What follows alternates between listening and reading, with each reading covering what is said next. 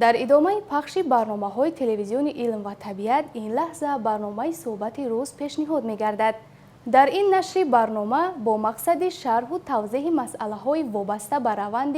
دور اساسی امتحان‌های مرکزانیده داخلشوی در سال 2026 کاتب مطبوعاتی مرکز ملی تستی نزد پرزیدنت جمهوری تاجیکستان رحیم جان عالمزاده اشتراک دارند. و تلویزیون علم و طبیعت خوش آمدید. طوری که معلوم است از 1 ایول تا 9 ایول دور یکم یا خود اساسی امتحان‌های مرکزانیده شده داخلشوی و از 15 ایول سال 2025 دور دوم امتحان‌ها جریان داشت و به انجام رسید. لطفاً درباره این روند به بینندگان معلومات دهید. تشکر به شما. مرکز ملی تستی نزد پرزیدنت جمهوری تاجیکستان یکی از نهادهای کلیدی در سمت راه اندازی نمودن امتحان‌های مرکزانیده داخلشوی و جلب جوانان و نورسان به علم آموزی و دانش اندوزی در این سمت چاره‌های مشخص و عملی را راه اندازی می‌نماید و چنانکه که شما گفتید دوره یکم و دوم امتحان‌های مرکزانیده داخلشوی که از سنه یکم تا 9 ایول دوره یکم برگزار گردید و سنه 15 ایول باشد دوره دوم امتحان‌های مرکزانیده داخلشوی برگزار کرده شد و این روندها به انجام رسید. برای برگزاری امتحان‌ها در شهر و ناحیه‌های جمهوری در دوره یکم 5 مرکز امتحانی تشکیل کرده شد و در دوره دوم امتحان‌های مرکزانیده داخلشوی باشد 30 مرکز امتحانی در شهر و ناحیه‌های جمهوری تشکیل کرده شد که تمام داوطلبانی که در دوره یکم به قیدگیری و در دوره دوم به قیدگیری از قید گذاشته بودند امتحان‌ها را در این مرکزهای امتحانی که مرکز ملی تستی نزد پرزیدنت جمهوری تاجیکستان در همکاری با وزارت معارف و علم جمهوری تاجیکستان در زمینه مؤسسه‌های تعلیمی شهر و ناحیه‌های جمهوری راه اندازی کرده بود امتحان‌ها را سپاریدند و باید گفت که روند امتحان‌های مرکزانیده داخلشوی یک روند بسیار مهم و حساس میباشد که از جانب رهبریت مسئولین و نمایندگان وکالتدار مرکز تمام روند و جزئیات پوره امتحان‌های مرکزانیده داخلشوی نظارت کرده می شود. با مقصد تامین بخطری روند امتحان‌های مرکزانیده داخلشوی در تمام صنفخانه‌هایی که در آنها امتحان برگزار کرده می شود کامراهای نظارتی نصب کرده شده است که این باشد به شبکه یگانه‌ای که در مرکز ملی تستی هست پیوست می‌گردد و همه روزه این روندها نظارت کرده می شوند. برای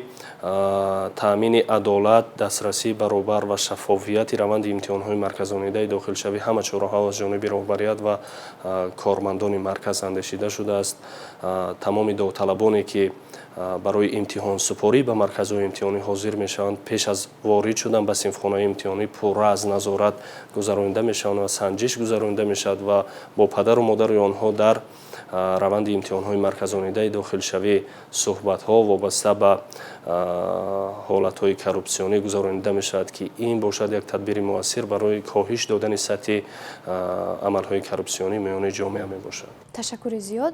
داوطلبی که در امتحان دور یکم و دوم با بعض سبب‌ها اشتراک کرده نمی‌تواند و آنها یگان امکانیت داده می‌شود. خوب به داوطلبانی که در دوره یکم و دوم به قیدگیری از قید می‌گذارند و بدون بر سبب‌های بیماری و دیگر سبب‌های عذرناک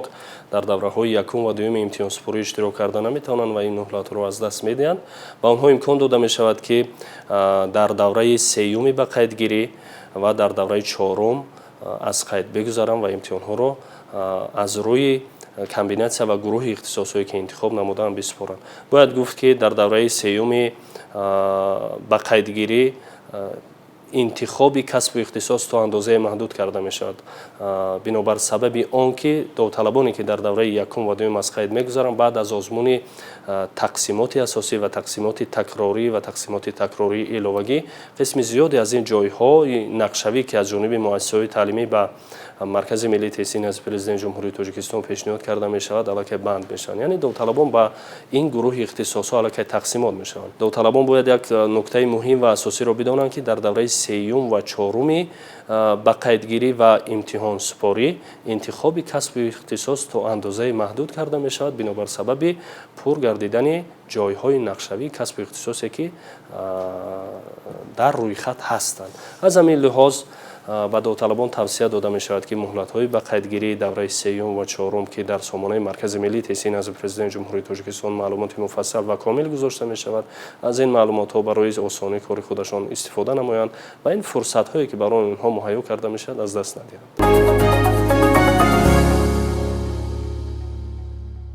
натиҷаи имтиҳон ва натиҷаи озмуни тақсимот аллакай эълон карда шуд. Давталабон чӣ гуна аз натиҷаи кори худ огоҳ шуда метавонанд? хуб, тибқи тартиби муқаррарнамудаи маркази миллии теҳсини назди президенти ҷумҳурии тоҷикистон барои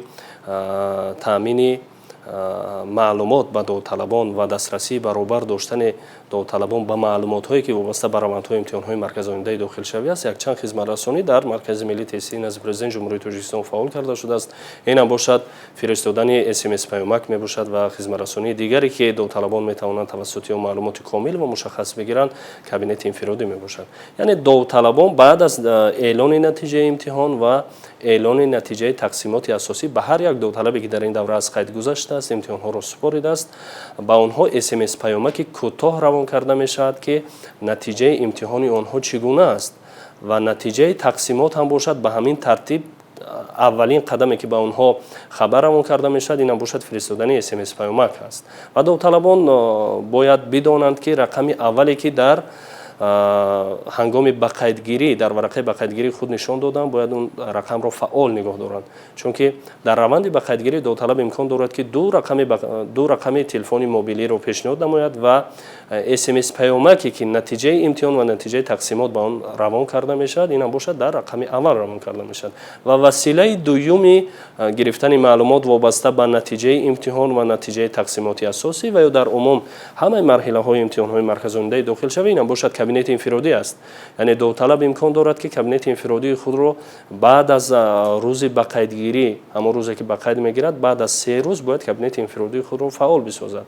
дар сурати фаъол нагардидани кабинети инфиродӣ давталаб ба мушкилотҳои дастрас накардани маълумот дучор мешавад ки инам бошад як сарсонӣ ва саргардонии беш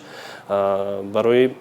худи давталаб ва падару модари онҳо мебошад. Аз ҳамин лиҳоз тавсия дода мешавад ки давталабони азиз бояд рақами телефони мобилии худро фаъол нигоҳ доранд ва кабинети инфиродии худро саривақт фаъол бисозанд, чунки тамоми маълумот вобаста ба раванди имтиҳонҳои марказоидаи дохилшавӣ тавассути смс паёмак ва кабинети инфиродӣ ба онҳо равон карда мешавад. давталаб дар озмуни тақсимот камёб мегардад ва бо сабаби беморӣ ва умумасабабҳои узурнок дар муҳлати муайян гардида ба муассисаи таълимӣ ҳуҷҷатҳои худро пешниҳод карда наметавонад. дар ин сурат давталаб бояд чӣ кор кунад?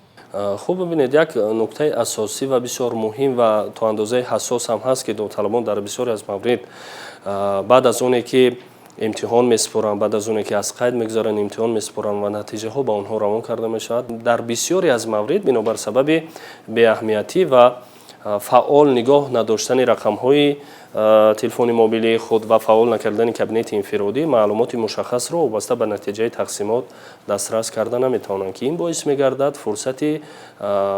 супоридани ҳуҷҷатҳоро ба муассисаҳои таълимие ки аз рӯи интихобашон камёб гардиданд аз даст бидиҳанд. давталабоне ки дар давраи якум ва дуюми имтиҳонҳоро месупоранд ва ба ҳар яки онҳо тавассути чӣ гуна ки гуфтем хизматрасонии смс паёмак ва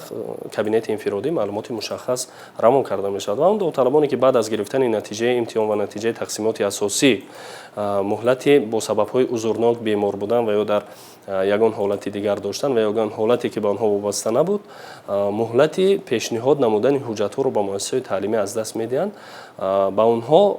тавсия дода мешавад ки баъд аз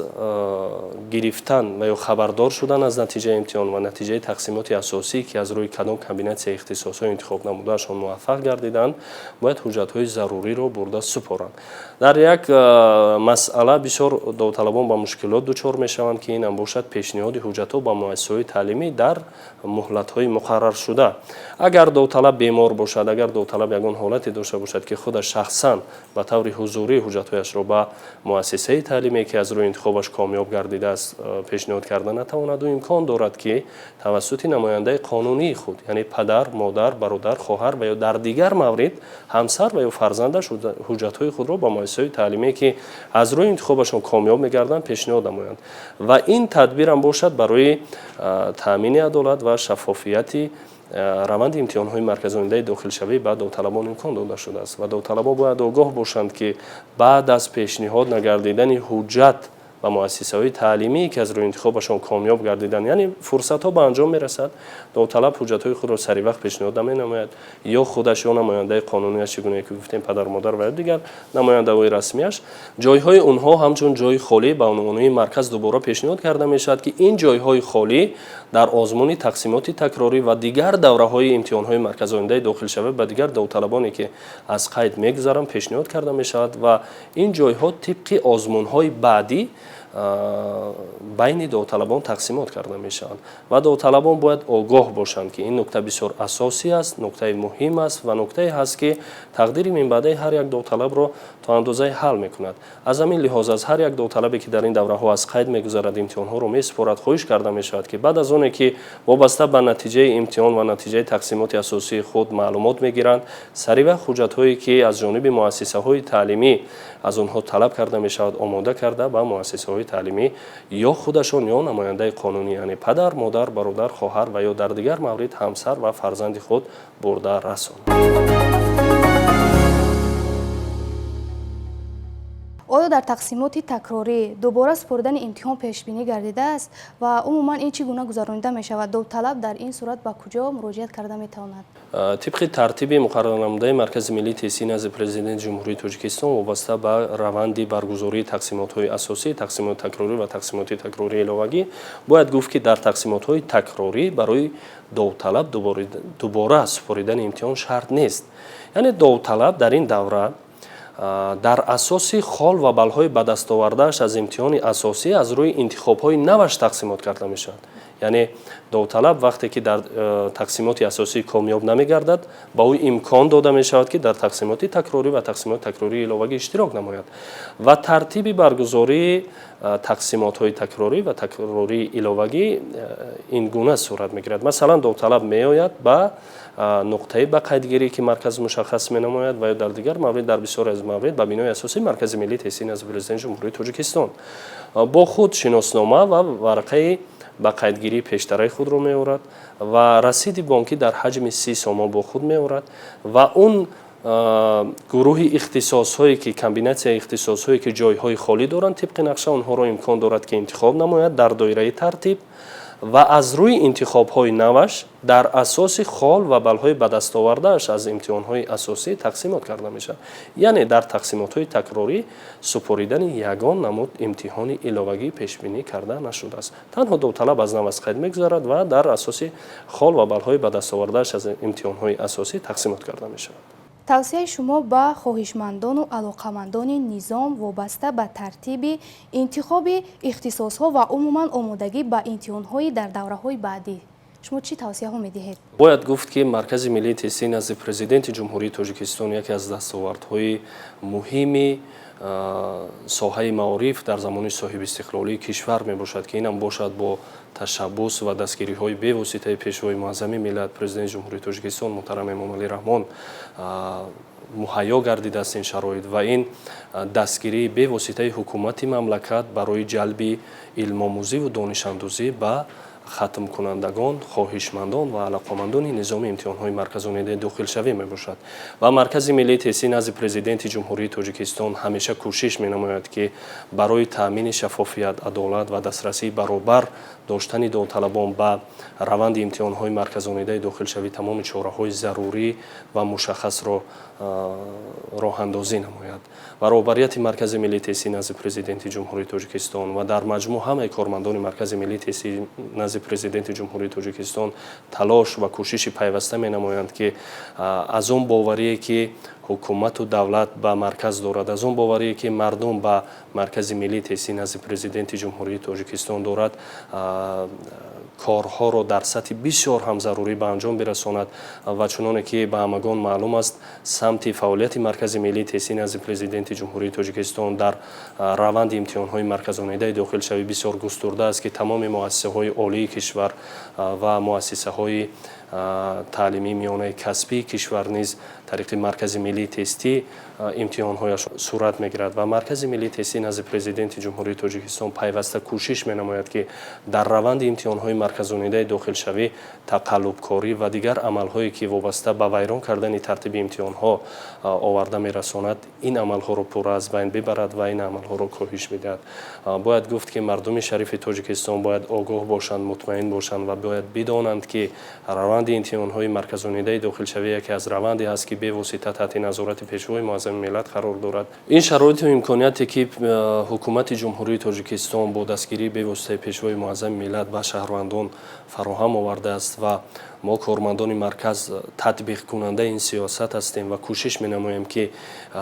ин раванд ба таври бисёр муассис ба таври шаффофу одилона дар ҳамаи даврҳо баргузор карда шавад ва аз таҷрибаи солҳои қаблӣ борҳо собит гардидааст ки довталабон аз замони таъсиси маркази миллии тестии назди президенти ҷумҳурии тоҷикистон бе ягон восита ба муассисаҳои таълимӣ ба гурӯҳи ихтисосҳое ки хоҳиш доранд ба таври буҷавӣ дохил мегарданд ва инам бошад шаҳодат аз он аст ки имрӯз сиёсати маорифпарваронаи пешвои муаззами миллат ба ҳама имкон медиҳад ки новобаста аз мақом, новобаста аз макони зист, новобаста аз вазъи иқтисодӣ ва молиявии хонаводагӣ фақат дар такя ба дониш, ба кӯшиш, ба талош ва он завқу салиқае ки доранд ба гурӯҳи ихтисосҳои мехостаи худ дохил бишаванд ва ба довталабон тавсия дода мешавад ки дар ин шабу рӯзе ки натиҷаи имтиҳонҳо ва натиҷаи тақсимоти асосӣ эълон гардида лакай ба довталабон имкон дода мешавад ки дар фурсатҳои муайяне ки маркази миллии тестии назди президенти ҷумҳурии тоҷикистон роҳандозӣ намудааст ҳуҷҷатҳои худро пурра намуда ба муассисаҳои таълимие ки аз рӯи интихобашон комёб гардиданд бурда бисپоранд чунки дар бисёри маврид довталабон хабарҳо яъне смс паёмакро дастрас наменамоянд, кабинети инфиродии худро фаъол намесозанд. Ин боис мегардад ки муҳлатҳои пешниҳодии ҳуҷҷатҳоро ба муассисаҳои таълимиро аз даст бидиҳанд ва аз онҳо хоҳиш карда мешавад ки дар ин масъала бисёр ҷиддӣ бошанд, чунки интихоби онҳо ва комёб гардидани онҳо як қадами муассир, як қадами бузург дар роҳи рушди минбаъдаи ҳаёти ҳар як нафар дониста мешавад. Ба довталабон барору комёбӣ ва муваффақияти пойдорро орзу менамоем. саломат бошед. ташаккури зиёд. бинандагони гиромӣ, хотиррасон мекунем ки дар барномаи суҳбати рӯз котиби матбуотии маркази миллии тестӣ назди президенти ҷумҳурии тоҷикистон Раҳимҷон Олимзода ба саволҳое ки оид ба раванди даври асосии имтиҳонҳои марказонидаи дохилшавӣ дар соли 2026 ва натиҷаҳои онҳоро муфассал шарҳу тавзеҳ доданд. сипос барои ташрифатон.